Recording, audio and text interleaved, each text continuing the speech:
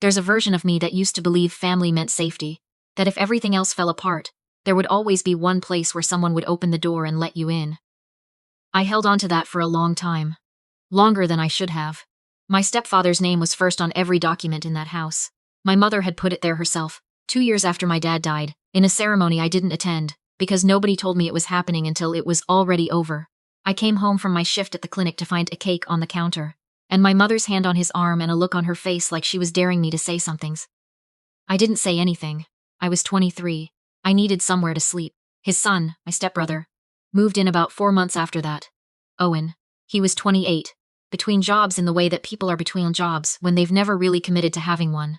My mother adored him immediately in the way she had never adored me, this loud and easy way, laughing at things he said before he finished saying them. He called her by her first name. She didn't ask him to stop. I want to be fair about the early years. There were dinners. There were holidays. There were moments when it almost felt like what it was supposed to feel like. Owen and I weren't close. But we weren't cruel to each other either. He borrowed my car once without asking, and I let it go. I let a lot of things go.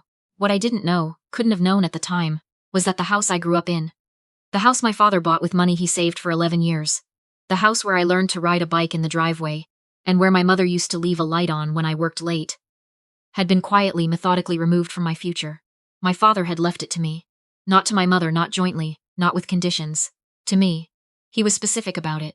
I found out much later that his attorney had advised against leaving it to my mother, outright, because my father had concerns. Even then, about what might happen if she remarried. He wasn't wrong. He just didn't anticipate how long it would take, or how completely I would fail to pay attention. I was 27 when my mother sat me down at the kitchen table, and told me she and my stepfather were planning to refinance the house. She said it the way you'd say you were planning to repaint the living room. Casual. The coffee was still brewing. She had her reading glasses on. She slid a folder across the table without looking up. I said, "What does this have to do with me?" She said, "We need you to sign off on a few things. Just formalities." That phrase. Just formalities. I have thought about it every day since. The folder contained a quitclaim deed. For those who don't know what that is, and I didn't, not really, not the full weight of it. It's a document that transfers your ownership of a property to someone else. No money exchanged. No process. You sign it, you're out.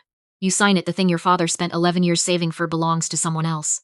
I stared at it for a long time. My mother refilled her coffee. She said the refinance required a clean title, that my name on the deed was creating a complication with the lender, that it would be faster this way. She said my stepfather would put my name back on after the refinance closed. I said, "I want to talk to a lawyer first." She put her mug down. "You want to spend money on a lawyer for a formality. I want to understand what I'm signing." The look she gave me was one I recognized from childhood. It was the look she saved for when I disappointed her in a way she found embarrassing. She said, "This is why things are always so complicated with you." I didn't sign it that day. I went home. I had my own apartment by then, a 1-bedroom in Asheville I was renting, and I called my father's old attorney. He was semi-retired, but he took my call. When I explained what my mother had asked me to do, he was quiet for a moment. Then he said, "Do not sign that document." He pulled my father's will from his records and went through it with me over the phone. He told me that my name had been on that deed since I was 19, added by my father, 2 years before he died. He told me that a quitclaim deed would extinguish my interest permanently. He told me that the story about the refinance needing a clean title was not how refinancing worked. I hung up and sat on my kitchen floor for a while. I didn't confront my mother right away. I'm not sure why. Some combination of disbelief and the desire to be wrong, I think. I kept turning it over, looking for the version of events where she hadn't meant what it looked like she meant. There had to be a version. She was my mother. She had packed my lunches and driven me to swim practice, and held me when my dad was in the hospital. There had to be a version where this was a misunderstanding. What I found instead, over the following weeks, was not a misunderstanding.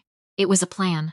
My stepfather had liens on 2 properties he'd bought in his early 40s, both of them now underwater. He had a line of credit that was maxed.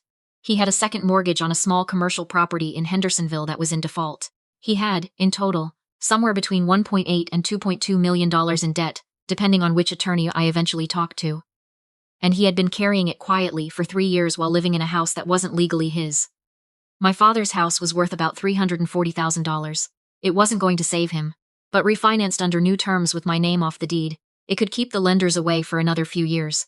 And when the house eventually got caught up in his financial collapse, at least it would be his name on the loss. Not a dead man's careful planning. I don't know whose idea it was, his or my mother's. I've stopped trying to assign that cleanly.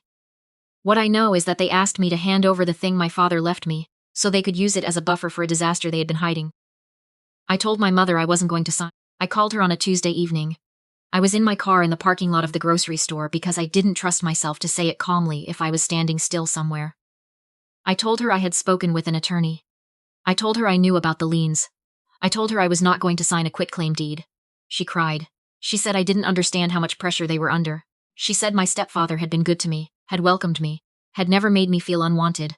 I almost laughed at that last one, but I held it together. She said she was my mother and she was asking me, not demanding, asking, to help her family through a hard time. I said, he's not my family, and I don't know when that became something I'm not allowed to say out loud. She hung up. Owen called me 3 days later. He was calmer than I expected, which was worse, somehow. He said he understood where I was coming from. He said he thought there had been some miscommunication about the quitclaim. He said if I came over to the house on Saturday, the four of us could sit down and talk through it. Figure out something that worked for everyone. I should have known better. I have replayed Saturday enough times to have earned the right to say that clearly. I should have known better. I went. I sat at the dining room table, where I'd had every Thanksgiving of my childhood, and I let Owen explain to me, in a tone that was almost gentle, that my father would have wanted me to take care of my mother. He said my father was practical. He said my father would have understood that the deed needed to be dealt with. He said it would just be temporary. I said, your father owes $1.8 million. There's nothing temporary about that. Owen's voice changed. Not loudly. He didn't shout. He leaned forward across the table and he said, you think you're too good for this family, you've always thought that. I said I didn't think that. I said I was protecting something my father had left me. I said I would be happy to discuss other ways to help if there were other ways. He stood up. My mother was in the kitchen and she didn't come out. I remember thinking that was strange, her not coming out. I stood up too because it felt wrong to stay sitting. He grabbed my arm, not my wrist. My upper arm, just above the elbow, the way you grab someone when you want them to stay put. I said his name. He said something I couldn't quite process in the moment because the part of my brain doing language had stopped working. Then he shoved me into the wall behind me. I hit the corner of the console table on my way down. The edge of it caught me on the back of the head, and my vision went white for a second. I ended up on the floor. I remember the texture of the rug. My grandmother had picked that rug out. My mother came to the doorway. She looked at me on the floor and she looked at Owen and she said, this is what happens when you push people. She was talking to me. I called 911 from the driveway. I didn't drive anywhere. I sat on the front steps of my father's house, and I called 911, and then I called my aunt, who is my father's sister, and she stayed on the phone with me until the ambulance got there. The paramedics said I had a mild concussion. They took me to Mission Hospital in Asheville. I gave a statement to the sheriff's deputy, who came to the ER while I was still in the bed with the ice pack on the back of my head. Owen was arrested the next morning. He was charged with assault inflicting serious bodily injury. My mother was not charged with anything, which I was told was correct legally, and which I have never been able to make my peace with emotionally. I stayed with my aunt for 11 days. She has a guest room that smells like cedar, and she made me eggs every morning without asking if I wanted them. Which is exactly the kind of kindness that you don't know you need, until someone offers it without ceremony. I cried in her kitchen 3 times. She handed me a dish towel each time and didn't say anything unnecessary.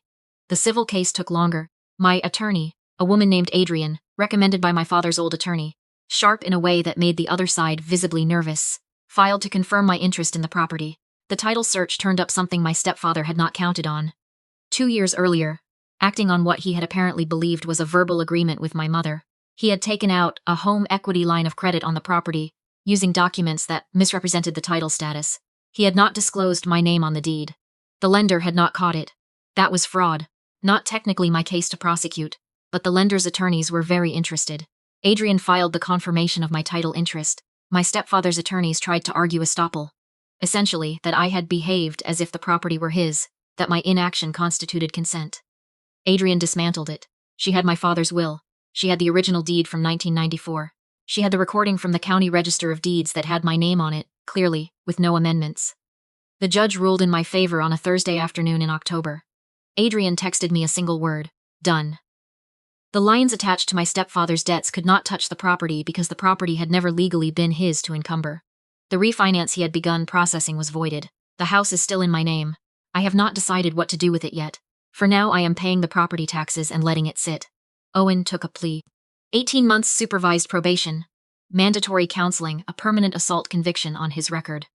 His attorney tried to get it reduced to simple assault. The deputy who responded to my 911 call had noted the console table, the position I'd been found in, the head injury, and the layout of the room. He had also noted in his report that my mother had been present and had not called for help. It didn't help Owen's case. My mother called me once, about 6 weeks after the court date. She said she missed me. She said she hoped I knew she had never wanted any of this to happen. She said she hoped someday I could understand that she had been in an impossible position.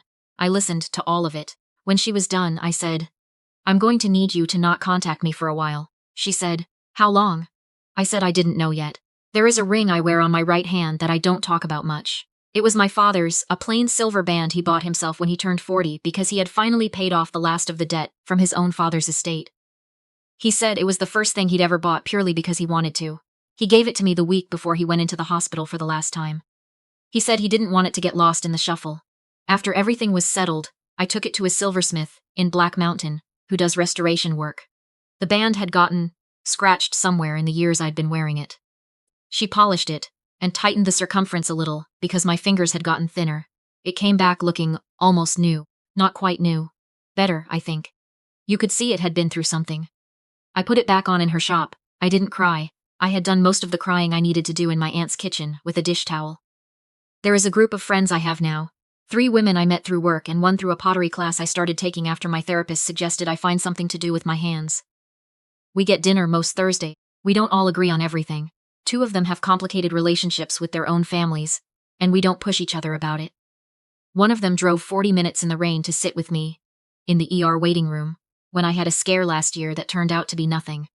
I told them once that I had spent a lot of years believing family was the people you were assigned, that you owed them something just because of proximity and biology, that you had to keep showing up even when showing up meant sitting on the floor of your grandmother's rug, wondering if your mother was going to help you.